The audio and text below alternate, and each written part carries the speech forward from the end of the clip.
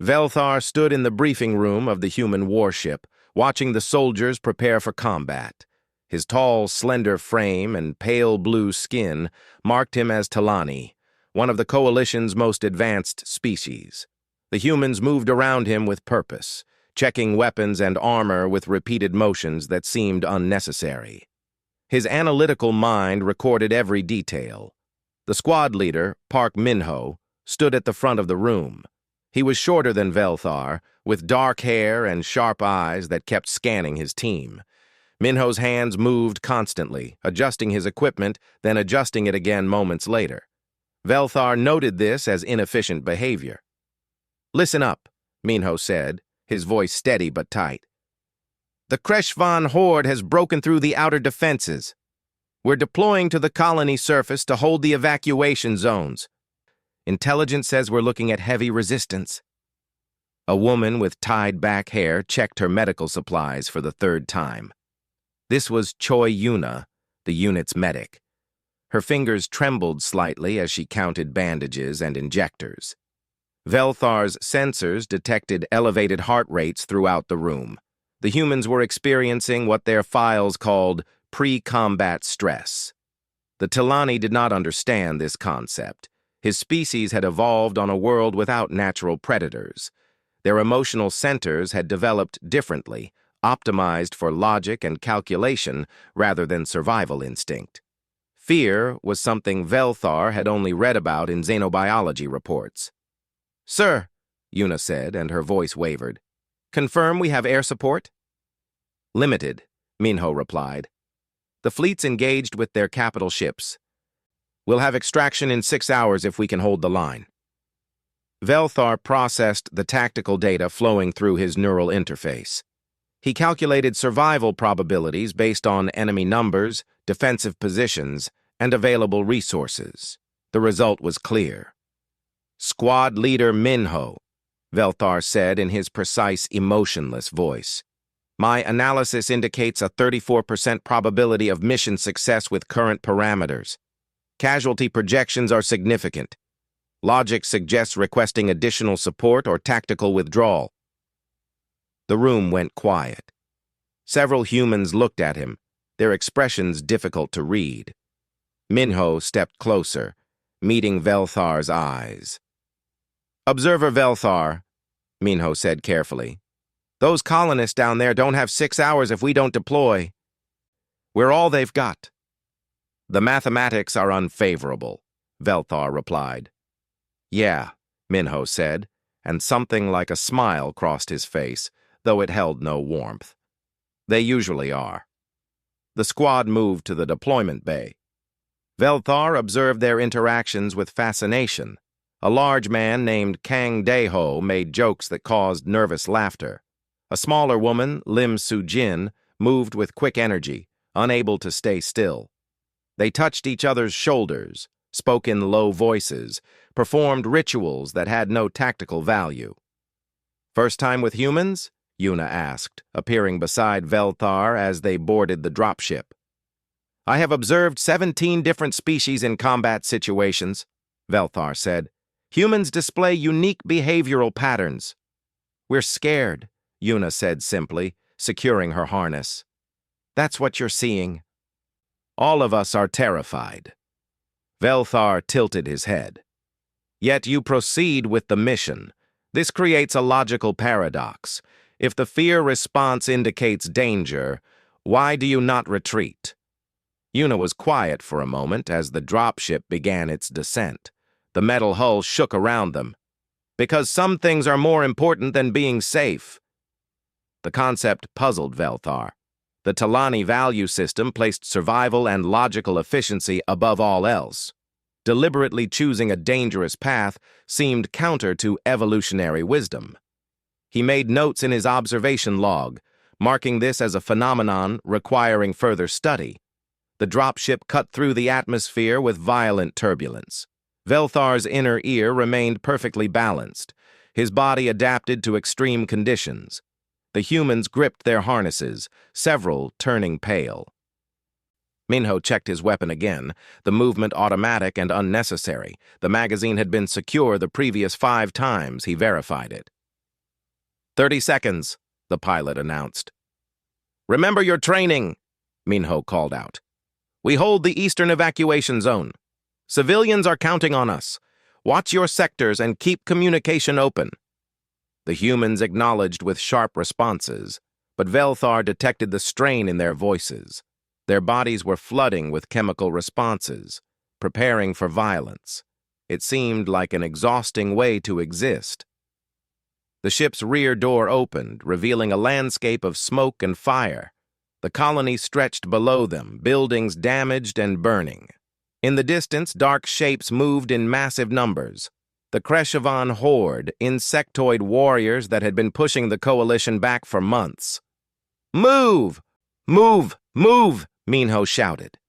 The squad deployed with practiced efficiency despite their evident stress. Velthar followed, his movements precise and measured. He felt nothing looking at the approaching enemy. No acceleration of circulatory function, no chemical flood, no irrational impulses, only calm assessment. The Kreshvan were numerous, very numerous. Velthar recalculated survival odds downward to 28%. The humans took positions behind defensive barriers, weapons ready. Velthar observed how their hands still shook, how sweat formed on their skin despite the cool air, how their eyes remained wide and alert. Here they come, Sujin whispered from her position. Velthar recorded the moment. The humans were afraid. Their biology screamed at them to flee. Every instinct they possessed urged retreat. But not one of them moved. The Kreshavan charged, and the battle began. The Kreshavan crashed into the defensive line like a wave of chittering death. Velthar observed with detached interest as the insectoid warriors scuttled forward on multiple legs, their mandibles clicking with hunger. They were larger than he expected, each one the size of a human, covered in dark carapace that reflected the firelight. The humans opened fire. Minho's voice cut through the chaos, directing sectors and calling out targets. Daiho's heavy weapon roared, cutting down Kreshvan in groups. Sujin fired with quick precision from an elevated position. The squad worked together with impressive coordination. But Velthar noticed something his tactical assessments had not predicted. Despite their fear, despite the overwhelming odds, the humans fought harder than Talani ever did. They moved with desperate energy, their terror somehow translating into action rather than paralysis. "Left flank collapsing," someone shouted. Velthar turned his sensors that direction. A cluster of Kreshavan had broken through the barrier. 3 human soldiers fell back, firing rapidly. The position would be lost in moments. "Daiho, hold center!" Minho commanded, then moved. He ran toward the collapsing flank, not away from it. Velthar's logic centers struggled to process this. Minho's biometric readings showed extreme stress. His survival instinct should be demanding retreat. Instead, the squad leader charged directly into greater danger. Daiho had been caught in the Kreshavan breakthrough. The large man was down, one leg trapped under a collapsed barrier. 2 of the insectoid creatures closed in on him. Minho fired as he ran, his shots precise despite his elevated heart rate. He killed one Kreshavan, but the second lunged at him. Minho rolled, came up firing, and the creature fell. He grabbed Daiho and dragged him back toward the line. The entire action took perhaps 15 seconds. Velthar calculated that Minho's chance of survival during that maneuver had been less than 40%. "Why?" Velthar spoke aloud, though no one heard him over the battle noise. "Why risk yourself for one soldier?" The Kreshavan pressed their attack. Yuna moved through the defensive positions with her medical equipment, treating wounded while explosions shook the ground. She should be in the most protected location, but instead she exposed herself repeatedly to reach injured soldiers. More Kreshavan poured from the colony buildings. They were adapting, flanking, finding weaknesses. Sujin called out movements from her high position, her voice tight with stress, but her information clear and useful. Then a group of Kreshavan broke through near Velthar's observation point. 5 of them, moving fast, their multiple legs carrying them with horrible speed. One focused on Velthar. Its faceted eyes reflected his own pale blue form. It opened its mandibles and screeched. Something happened inside Velthar. His analytical mind tried to calculate the optimal response, but the numbers would not come. His thoughts scattered like leaves in wind. His body felt strange, unfamiliar. His hands moved to his weapon, but they did not feel like his hands. They felt clumsy, uncertain. The Kreshvan lunged. Velthar fired. But the shot went wide. His normally perfect aim had vanished. The creature crashed into him and he fell backward. Its weight pressed down, mandibles snapping toward his face. He could smell it, a rotting scent that filled his nostrils. For the first time in his life, Velthar's mind screamed a single word at him. Run. Energy discharge rang out. The Kreshvan jerked and fell sideways, dead. Yuna stood there with a plasma pistol in her hand, her medical bag swinging from her shoulder. Move! She shouted at him. Velthar could not move. His limbs would not respond correctly. His entire body felt wrong, foreign. Yuna grabbed his arm and pulled him behind cover. Her hand was small but strong, and he followed because he did not know what else to do. Stay down, she commanded, then returned to treating wounded soldiers. Her hands were steady despite the chaos, despite her own fear that Velthar could clearly see in her face.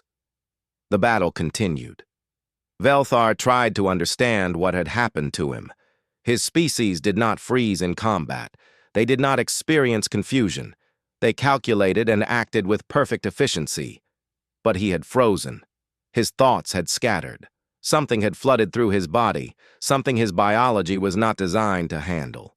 He checked his internal systems, searching for malfunction. What he found disturbed him. His emotional suppression systems had experienced a cascade failure. Neural pathways that should be dormant showed activity. Chemical balances were disrupted. His body had released compounds similar to what humans called adrenaline and cortisol. He had experienced fear. The realization made his hands shake even more. Talani did not shake. They did not feel this crushing sensation in their chest. They did not want to flee, to hide, to escape. Minho's voice cut through again. Extraction incoming! We need 2 more minutes! 2 minutes. Velthar's new emotional state made it sound like an eternity. The humans held. They fired until their weapons overheated. They pulled wounded comrades back. They refused to break even as the Kreshvan threw themselves forward in waves. Sujin fell from her position, hit by Kreshvan acid. Velthar watched as 2 soldiers immediately broke from their positions to reach her, dragging her to safety while Yuna rushed to provide medical care. Illogical, inefficient. They risked multiple lives for one, but they did it anyway. Finally, the extraction ships roared overhead. Heavy guns from the vessels tore into the Kreshvan ranks, buying precious seconds. The squad pulled back in order, covering each other's retreat. Velthar moved with them, his body still feeling strange and disconnected. His fear had not left. It clung to him like a cold weight. They loaded into the ships. As the doors closed and they lifted away, Velthar saw the colony falling to the Kreshvan below. They had bought enough time for the civilian evacuation. That was the mission. The humans collapsed in their seats, exhausted and shaking. Some laughed, the sound high and strained. Others sat in silence, staring at nothing. Velthar looked at his hands. They were still trembling. Yuna sat down next to him, breathing hard. "You okay, observer?" "I do not know," Velthar said honestly. "Something is wrong with me." She looked at him for a long moment, then nodded. "Yeah, welcome to being afraid." The temporary base sat in the ruins of the colony's industrial sector. Prefabricated shelters had been erected among the broken buildings. Velthar remained in one of these shelters, studying his own biological data with growing concern. 3 days had passed since the battle. The humans had fallen into a routine of maintenance, rest, and preparation. But Velthar found no routine. His body continued to produce emotional responses at random intervals. Sometimes his heart would race for no tactical reason. Other times his thoughts would return to the Kreshvan attack, replaying it endlessly. The Talani had no words for what humans called nightmares, but Velthar was developing them. He tried to hide the malfunction. His mission was observation, and observers needed to remain objective. But the changes could not be stopped. Extended exposure to humans and combat had triggered something in his neural structure. Dormant pathways were activating. His emotional suppressors were failing. He was developing feelings, real, uncontrolled, illogical feelings. "You've been staring at that screen for 6 hours, Minho said, entering the shelter. Velthar looked up. The squad leader carried 2 cups of hot liquid. He offered one to Velthar. "I do not require sustenance at this time," Velthar said. "It's not about need. It's about taking a break." Minho sat down across from him. "What are you working on?" Velthar hesitated. Admitting malfunction went against every Talani instinct. But something new pushed him to speak. "I am analyzing my biological responses during combat. They were abnormal." "How so?" "I experienced fear." The words felt strange in his mouth. "My species does not have this capability, yet I felt it. I froze. I made errors. My calculations failed." Minho sipped his drink, considering. "And you think that's a malfunction?" "Of course. Emotion is inefficient. It clouds judgment. The Talani evolved past such limitations." "Did you?" Minho asked quietly. "Or did you just evolve without them?" Velthar had no response. Minho set down his cup. "Fear isn't weakness, Velthar. It's information. It tells you what matters enough to protect. Without it, how do you know what's worth fighting for?" Before Velthar could answer, alarms sounded throughout the base. Both of them moved to the command center where Yuna was coordinating with fleet intelligence. "Kreshvan counteroffensive," she reported, her voice tight. "Massive force inbound. They're pushing hard toward the inner colonies." A holographic display showed enemy movements. The numbers made Velthar's new emotional responses flare. There were so many. A human officer named Seo Junho appeared on the communication screen. "All units, tactical withdrawal to secondary positions. We need to consolidate forces." Minho studied the tactical map. "The bridge at Sector 7. If they take it, they'll have clear access to 3 more colonies." "That bridge is already behind enemy lines," Junho said. "We'd have to go through their forward positions to reach it." "Then that's what we do," Minho replied. Junho was quiet for a moment. "Command is requesting volunteers only. The survival probability is 8%. 8%. Veltar's new fear screamed at him. 8% meant 92% chance of death. No rational being would accept such odds. "We'll do it," Minho said. Around the command center, the squad members nodded. Daiho checked his heavy weapon. Sujin, still recovering from her injuries, stood up. Yuna gathered medical supplies. A pilot named Baek Ji-won started pre-flight checks. A demolitions expert called Nam Hyun-woo began preparing explosive charges. They all volunteered, every single one. Velthar felt his fear growing, expanding, becoming overwhelming. His hands shook again, his thoughts fragmented. Everything in his biology told him to refuse, to stay safe, to survive. But he also felt something else, something new and painful. He did not want these humans to die. He did not want to lose them. The thought of Yuna falling in combat, of Minho's voice going silent, of Daiho's laugh ending forever, created a sensation in his chest that hurt more than any physical wound. "I will accompany the mission," Velthar heard himself say. Minho looked at him with surprise, then something like respect. "You don't have to. You're an observer." I am choosing to participate, Velthar said, and his voice shook despite his best efforts. They moved out within the hour.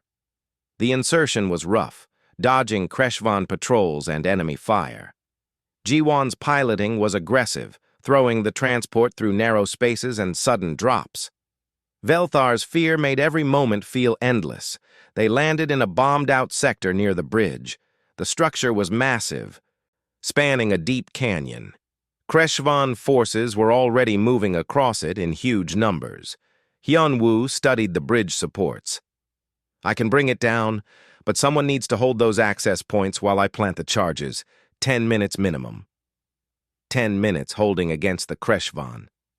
Velthar's calculations showed exactly how impossible that was. We'll hold, Minho said simply. They took positions. The Kreshvan noticed them quickly. The insectoid warriors turned and charged, screeching their horrible battle cries. Velthar's fear reached new heights. He could barely hold his weapon steady. The battle began. The humans fought with fierce determination. Daeho's heavy gun carved through enemy ranks. Sujin moved like liquid, firing from different positions to confuse the enemy. Yuna stayed near Hyunwoo, protecting him while he worked.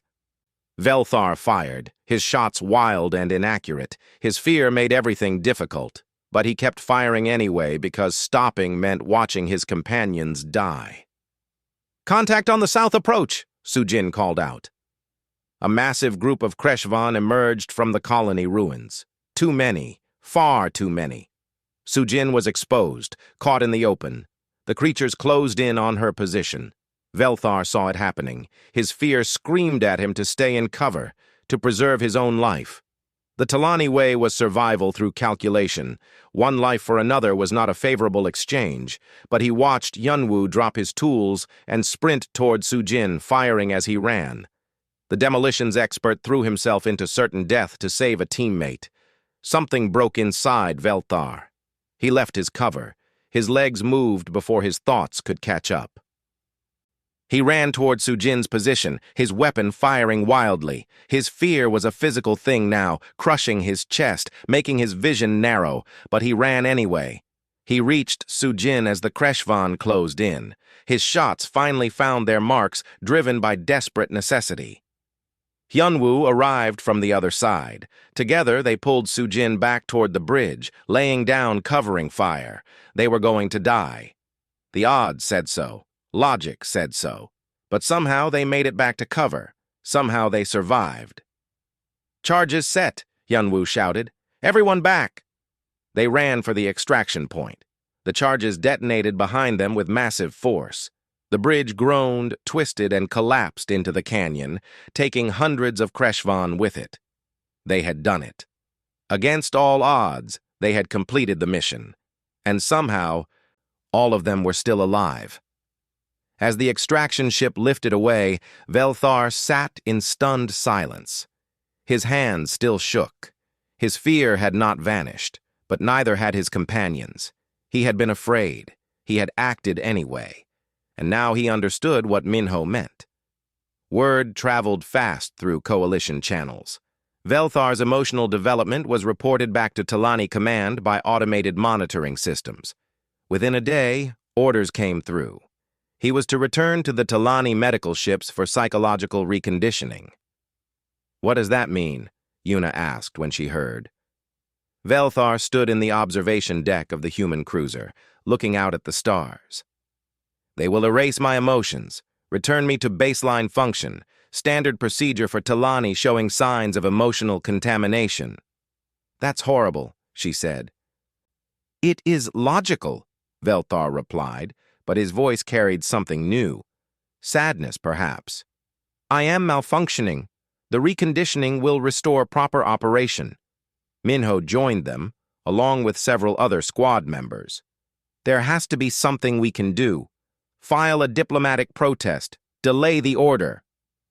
"The Talani will not alter their decision based on human opinion," Velthar said. "And they are correct. I have become compromised. My observation data is unreliable. My combat performance is inefficient. I experience distraction, confusion, Irrational attachment. Is that what you call it? Minho asked. Irrational attachment? Velthar turned to face them. I do not wish to leave. I do not wish to forget you. These feelings serve no tactical purpose, yet they dominate my thinking. This is the definition of malfunction. Or maybe, Minho said, stepping closer, it's the definition of being alive. They talked through the night. Minho explained concepts that Velthar struggled to process. Courage was not the absence of fear, but action despite it. Friendship was not tactical alliance, but genuine care. Sacrifice was not logical exchange, but giving everything for something that mattered. We're not brave because we don't feel fear, Minho said. We're brave because we do, and we act anyway. That's the difference between a human soldier and a machine. Velthar absorbed this. But fear is painful. It makes everything difficult. Yeah, Minho agreed. But it also makes everything matter. Without fear, without the possibility of loss, what are you really fighting for? The extraction ship arrived the next morning. Velthar prepared to board with a heavy sensation in his chest that he now recognized as grief. The squad gathered to see him off. They each said words that his emotional system struggled to process without causing his vision to blur. Yuna hugged him. Physical contact had been rare in Talani culture, but Velthar found himself returning the gesture awkwardly. The transport departed, carrying Velthar away from the combat zone and back toward Talani space. He sat in the passenger compartment, reviewing his observations from the past weeks. The data was extensive, but the conclusions troubled him. The Coalition had been studying humans incorrectly. Military analysts focused on human tactics, weapons technology, and strategic planning. They measured combat effectiveness through standard metrics. But they had missed the actual source of human success. Humans fought harder because they could lose. They protected each other because they understood mortality. Fear made them value what they defended. Love made them willing to sacrifice. These emotions, which the Talani considered inefficient, were actually humanity's greatest weapons. Velthar accessed fleet communications as his transport traveled through Coalition space. Reports were coming in from multiple sectors. The Kreshvan had launched coordinated attacks across the entire front line. The war was entering a critical phase. Then the alarms sounded. The transport's pilot spoke urgently. Kreshvan ambush. Multiple capital ships dropping from hyperspace. All vessels. This is Fleet Command. Emergency withdrawal protocols in effect. Velthar pulled up tactical displays. The Kreshvan had caught a major Coalition supply convoy. The numbers were overwhelming. Talani warships immediately began calculated retreat, following optimal survival protocols. Other Coalition species did the same. It was the logical response, but the human vessels did not retreat. Velthar watched on the displays as human warships, vastly outnumbered, positioned themselves between the enemy and the slower evacuation transports. A cruiser commanded by Seo Junho took massive damage protecting a ship full of colony refugees. Instead of withdrawing, Junho's vessel accelerated forward, ramming a Kreshvan dreadnought at full speed. Both ships exploded in a brilliant flash. The evacuation ships escaped because Junho had bought them time. Velthar felt his new emotions surging. The humans were dying. They were dying to protect others. The logical response was retreat, preservation of forces, survival. But the humans chose sacrifice instead. And in that moment, Velthar understood completely. Fear was not weakness. Fear was the price of caring.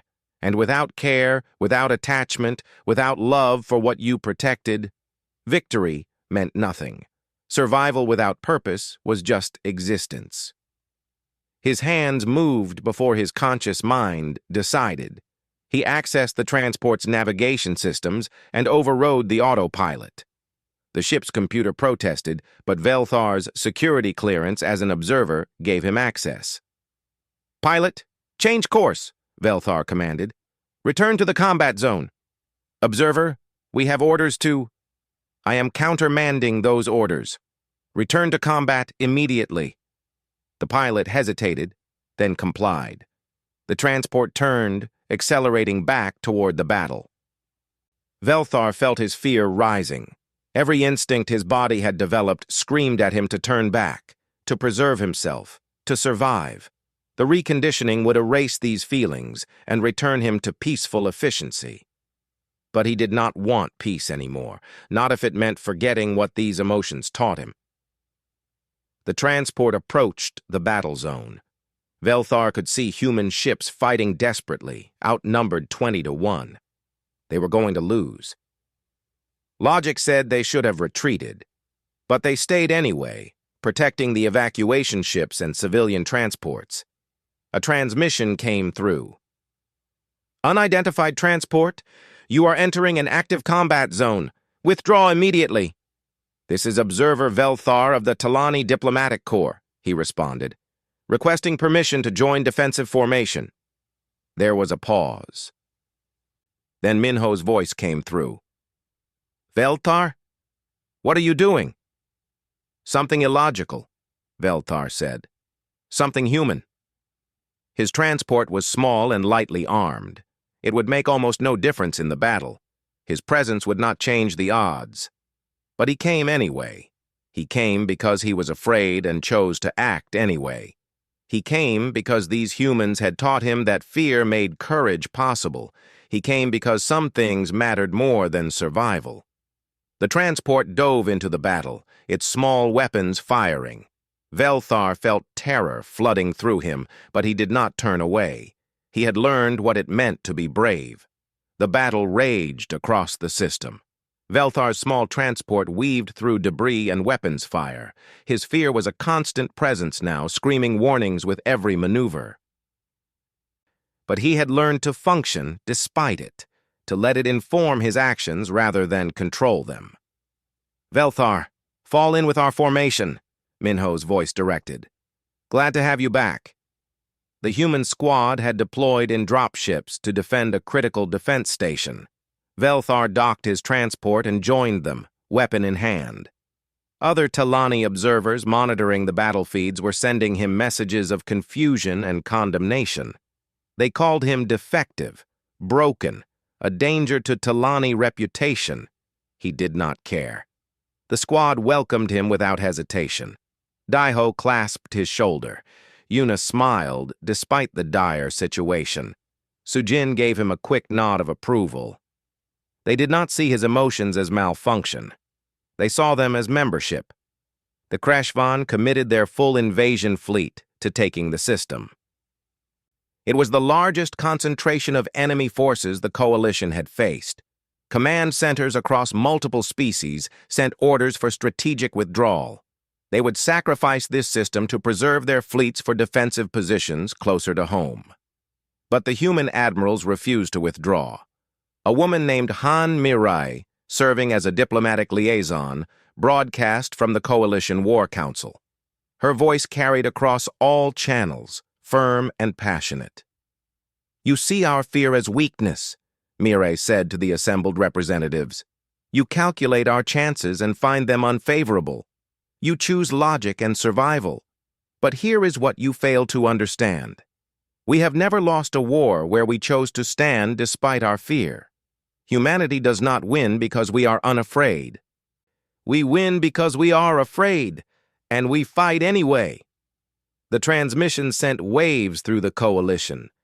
Other species who had fought alongside humans began to reconsider. A Keltheran cruiser captain announced they would stay. A Vaxil assault group volunteered to hold a critical junction. More followed. The coalition forces, inspired by human stubbornness, chose to stand. The Kreshvan attack was devastating. Wave after wave crashed against the defense lines. The battle stretched across 3 planets and dozens of orbital stations. Velthar fought through the worst of it, his squad assigned to hold a key command center. The fighting was close and brutal. HFY warriors breached the outer walls. Velthar saved Deho from a collapsing ceiling, pulling him clear with strength born from desperation. He provided covering fire while Yuna treated wounded soldiers under direct enemy fire. When Sujin's position was about to be overrun, Velthar ran to her aid without hesitation. His fear was enormous. Every moment felt like drowning. But he moved anyway, fought anyway, saved his companions anyway. Other Talani were watching the battle feeds. They saw one of their own, clearly terrified, fighting with an intensity they had never achieved. Velthar's fear made every decision critical. Every life he saved meant something beyond tactical value. His emotions, rather than hindering him, drove him to greater efforts than pure logic ever could. The climactic moment came when the main command center was breached. HFY warriors poured through multiple entry points. Minho coordinated the defense, but they were being pushed back room by room. "Fall back to the inner chambers," Minho ordered. "We just need to hold until the reinforcements arrive." Velthar found himself fighting beside Minho in a narrow corridor. The HFY came in waves, their numbers seemingly endless. His weapon overheated. His body ached from wounds he barely remembered receiving.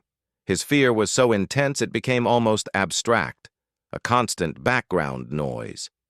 A HFY broke through their fire line. It charged directly at Minho. Velthar threw himself forward, intercepting the creature. They crashed to the ground together. The HFY's mandibles snapped at his face, just like in his first battle. But this time, Velthar did not freeze. This time, his fear did not paralyze him. He jammed his weapon against the creature's carapace and fired until it stopped moving. Minho pulled him up. "Thank you." Velthar nodded, unable to speak. His hands were shaking worse than ever, but they had not failed him when it mattered. They held the command center. The reinforcements arrived. The coalition forces, fighting with unified determination, pushed back the HFY assault. It took hours of brutal combat, but slowly, impossibly, they began to win. When the battle finally ended, the defense station was barely standing. Bodies of both defenders and attackers littered every corridor. The human squad had taken heavy casualties. Sujin had suffered severe wounds. Hyunwoo had died protecting the ammunition stores, but they had held. Velthar sat in the ruins of the command center, his entire body trembling with exhaustion and fading adrenaline. Yuna worked tirelessly treating the wounded. Minho coordinated damage control. Daiho helped clear debris. A transmission came through from Talani Command. They had been monitoring everything. The voice was cold and logical. "Observer Velthar, your emotional contamination has been thoroughly documented.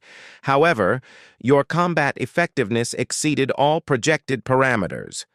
The War Council wishes to understand this phenomenon." Velthar looked at the humans around him. Wounded, exhausted, but alive. They had stood against impossible odds because they cared enough to be afraid of losing. "The humans call it courage," Velthar said into the transmission. "It requires fear as a prerequisite." There was a long pause. "Explain."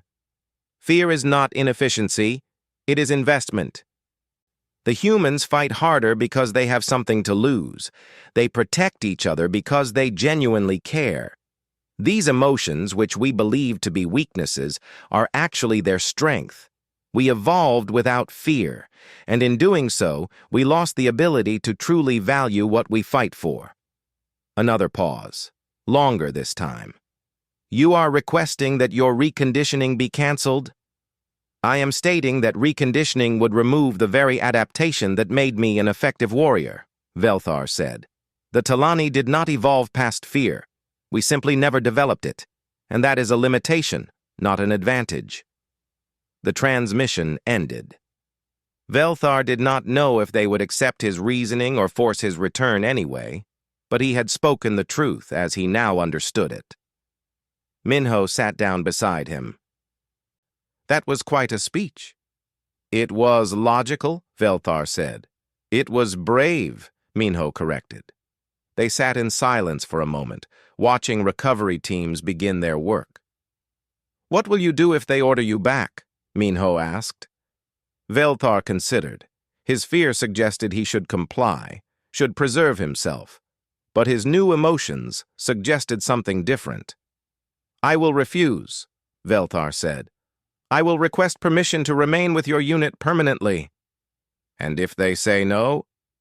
"Then I will remain anyway." Velthar looked at Minho.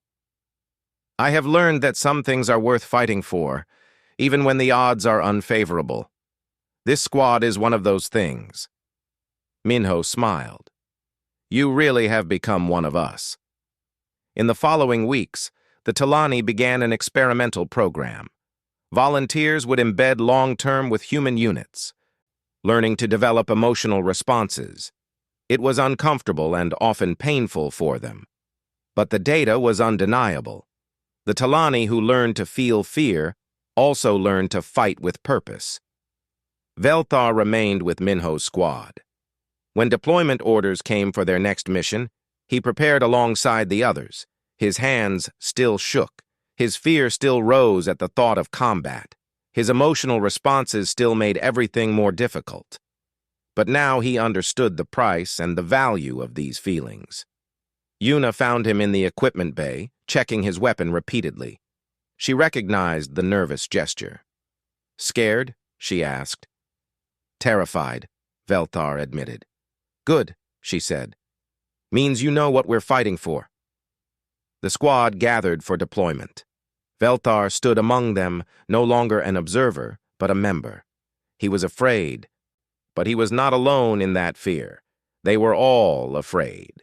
That was what made them human, or in Velthar's case, what made him something new, something better than he had been. The dropship's doors opened. The battlefield waited below. Velthar felt his fear rising, familiar and constant, but he also felt determination, loyalty, and something the humans called hope. He checked his weapon one final time and followed his squad into battle, still scared, still fighting, and finally understanding why.